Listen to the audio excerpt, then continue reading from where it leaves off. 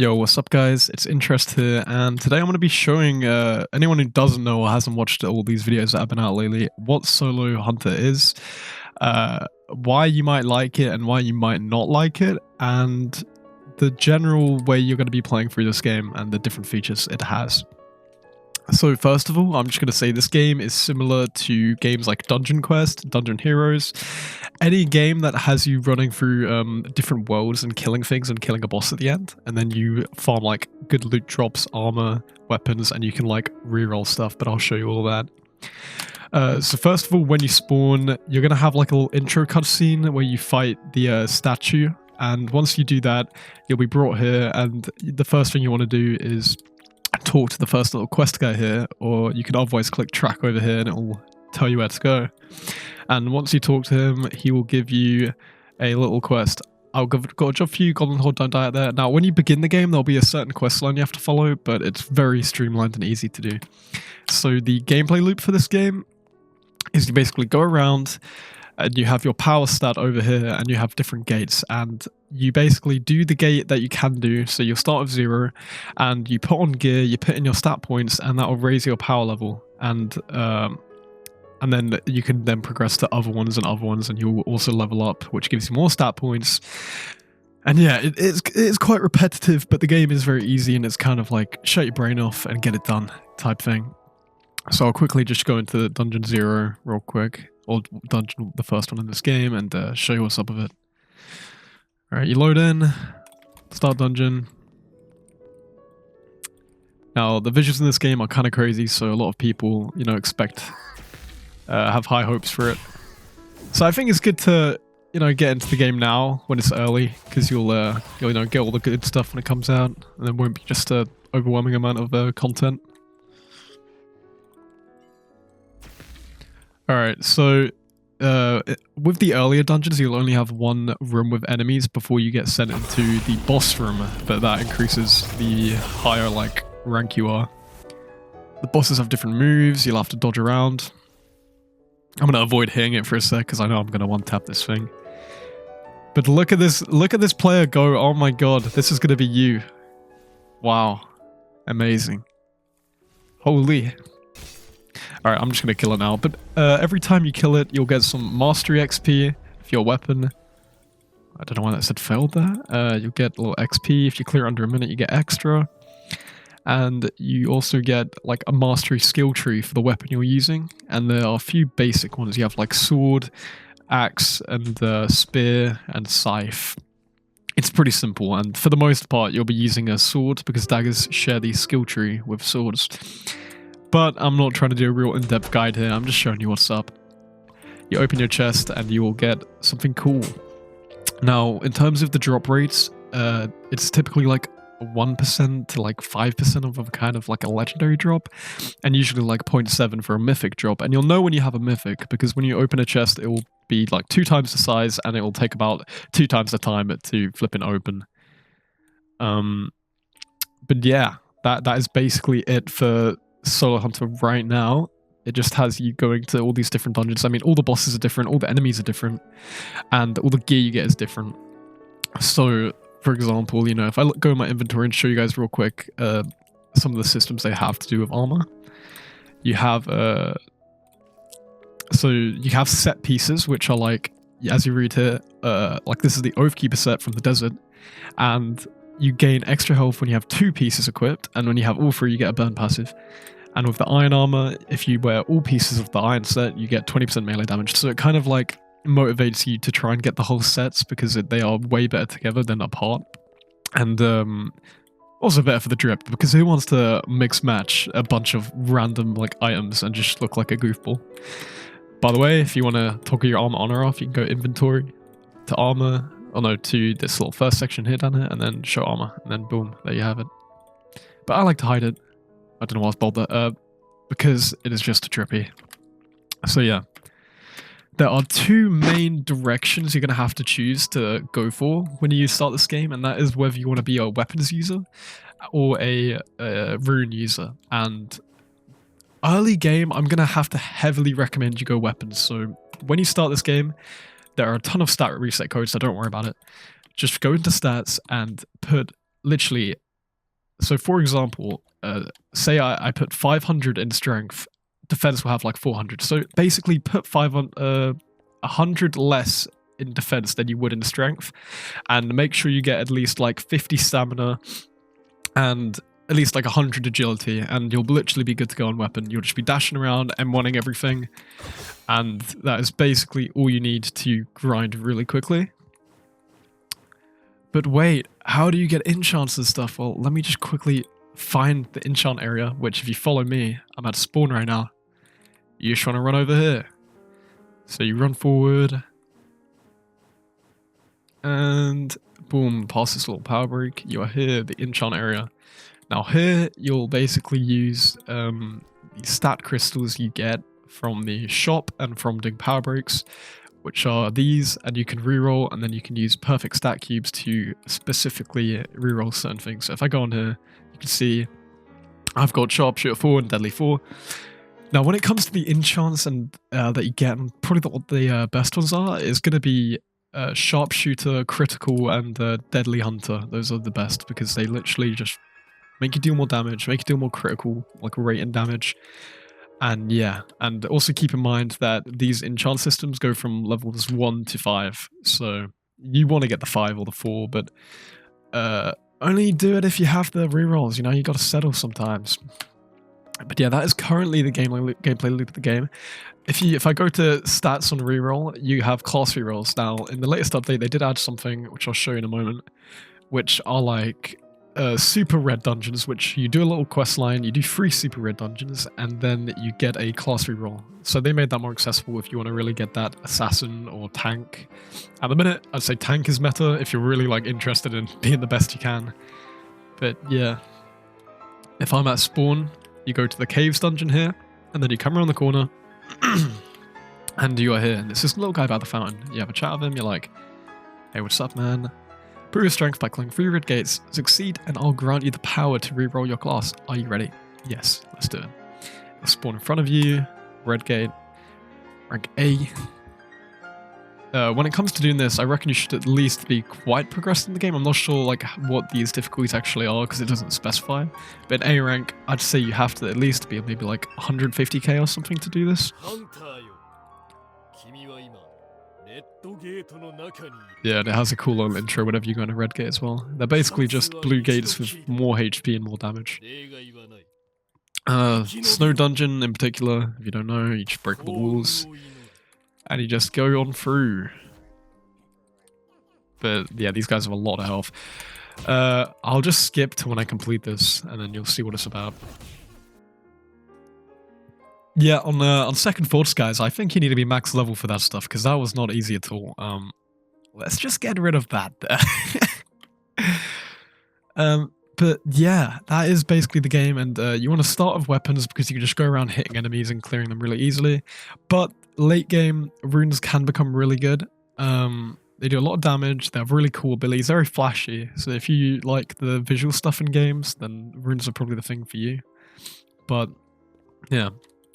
Also to note, some of the best weapons in the game right now, if I go to weapons, are the Dual Dagger Mythic here. It looks not like this. And also the Demon Scythe, which people say is better as well, which is this. And if you guys want a video of me showcasing their abilities, let me know down below. But yeah, I haven't really tried them out yet. And yeah. That is it, and you get this from the summon banner. Oh yeah, the summon banner. Let me show you guys real quick. And I'm like, my head's going in a million different directions. This is the merchant here. Resets every 5 minutes, and you can get a few little basic stuff. And I say this is probably the most important thing early game, because you can't really do those power breaks. And I reckon you should every time you can. There's usually like a 2.4k power one here, so you should really spam them out. They're very OP. But if you need like perfect stat cubes, this is the place to keep an eye out. Alright, summon powers right here. You walk in here and you can use the gems you've gained from doing daily quests and from doing your actual quest and from the codes these devs just pump out like crazy. And then you go in here and spend your gems to roll for what you want. And the few things here will have boosted chances, and you can also check what has boosted chances here by seeing the star icon next to the next to the ability. So you'd see darkness, werewolf, and they have more chances than they usually would. So if you ever have an eye out for a certain mythic, you should wait for them to come up here, and then you should roll, basically. Don't waste your gems if it doesn't have a boosted chance. That is my advice to you. And don't give up if you don't get it. I mean, it is all luck at the end of the day, but just keep grinding, keep getting the gems, and yeah, level up. I mean, the grind really, again, isn't that hard, so you won't have trouble with it at all. Just, I think there's also a bug right now where like the quest line is like messed up because like I'm level 784. Every time I track my quest, it's telling me to go to the jungle area, which is level 80 plus, right? So you should keep an eye on your power. And despite it telling you to do like, say I go here and it's like, do the F gate. If you're high enough power to go over here and do the to do the B gate, just do the B gate because the stats you get for the quest are the exact same. And I recommend you also do these quests every time you finish them, just because you want to maximize the gain of gems and XP. So now, what are the different areas on the map that you can go to? I'll show you, alright? So when you're anywhere from like 0 power to like, I think like maybe like 5k or something, and maybe even 3k, we'll have a look here. So you go through this, and I think after you're about power like 2.6k, you'll kind of go up here, and then you'll go over here to the caves dungeon, because the lowest cave dungeon here is like 5k. Yeah, the lowest cave dungeon here is the F gate 2.6k. So after you've got 2.6 thousand over there, you come over here, do these for a while, and then your next step is going to be going to the jungle, which if I use my little bugged tracker here, I know exactly where to go. Just up here. And then when you're over here, you should have, I'm going to take a wild guess and say like 10,000, maybe. Let's have a look. Okay, 11,000. So you'll go through these at the jungle. And something I should note about jungle, if you're farming mastery, jungle is the best area you can do it in. You get like thousands of XP per flipping enemy, and you also get like a million per boss. It's crazy. So I maxed out my werewolf in about a few hours. No, not a few hours, maybe like less than an hour doing jungle. Alright? So you heard it from me. So after you're done with jungle, the next thing you're going to go to is desert. So just if you look on the map, press M to open your map. It will be on the left side. So that means I'll just go all the way over here across this long, comically large road. Just going to keep going forward, keep going forward. No. Alright, now we are here, this little beach area. So the lowest dungeon here is going to be...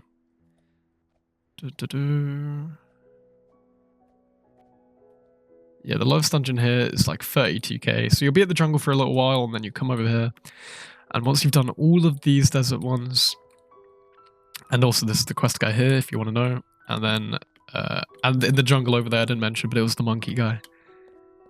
Now you want to go to the bottom of the map, which is the snow dungeon. So let's do that. Go all the way, take here, right here. Go down, go down. Also, occasionally you'll see red gates spawn across the map. If it is your power, I recommend doing it, as the drop rates are increased. And you also get gems, a good amount of gems from it. Alright, you go over here and you have Snowy Forest. So after you're done in desert, you'll want to come here when you have like 80k. Because these are strict requirements. Like, you cannot go to a gate if you don't have the power requirements. So 80k, you come to Snowy. You do this for a while, and I believe you move on to the spider cave when you're maybe like 100, like maybe 200k or 150k. Let's have a look. But the good thing is, every dungeon in this game has up to the highest like levels end game. So whether you want to grind a set from the desert or you want to grind a set from the snow area, you can, and still be gaining a lot of XP, which is definitely a good feature that I don't see other games having. Okay, where was I? Where is I? Okay, we're going to Spider Cave. Now this is really easy. It's literally, you're at spawn and it is like right here. Okay, I got lost for a second. It is literally, so right here to the right of spawn. Spider Cave dungeon. Your quest dude is here, Hunter Key.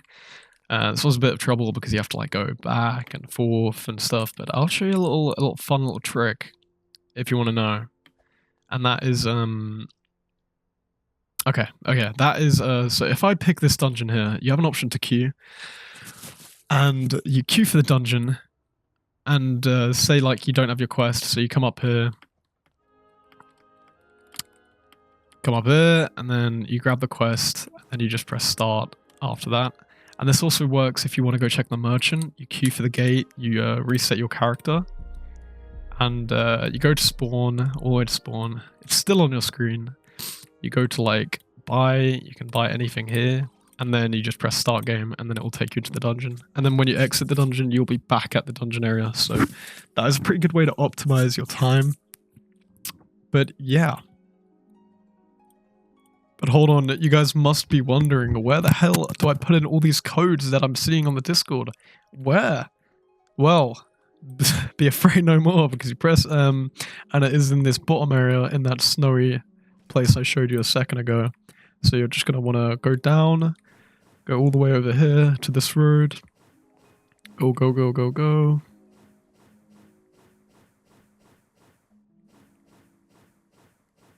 Keep her moving.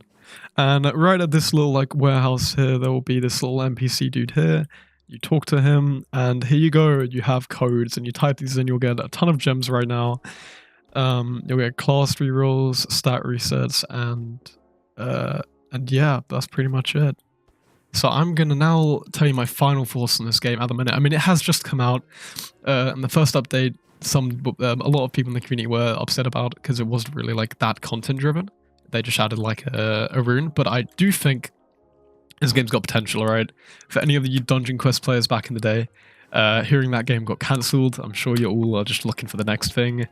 And I think this definitely could be a successor to it. I mean, it has really great game design. It looks really good. It's got a good like grinding system. You know, you could like go to any one of these gates. And I think the only thing they need to really add is just more like raids, like actual difficult ones that you'd have to run for like a whole entire squad, kind of like you have in Dungeon Quest, with like the huge bosses. But yeah, I just think some more endgame content would be nice. At the minute, you're just going to be going around to different gates, looking at different dungeons, and after you complete the last one, it can get a bit boring if you're not really used to the monotonous grind, because you are just doing the same thing over and over again. But if you're really dedicated to get the best drops you can, and you trust the devs to make it a game worth your time, then I'd say it will be a decent game that you can get into. I personally am really enjoying it. You know, I've leveled up in a few days, maybe like a week, and I've been enjoying it. I'm not bored yet, because they obviously just released this thing and I got it, lucky me, and yeah. But I think it's good to get into if there's nothing really else to play on Roblox right now. It's kind of just like boring. So yeah, I wouldn't say this is like a waste of time. So go ahead, get into Solo Hunter. I recommend it, guys. See it.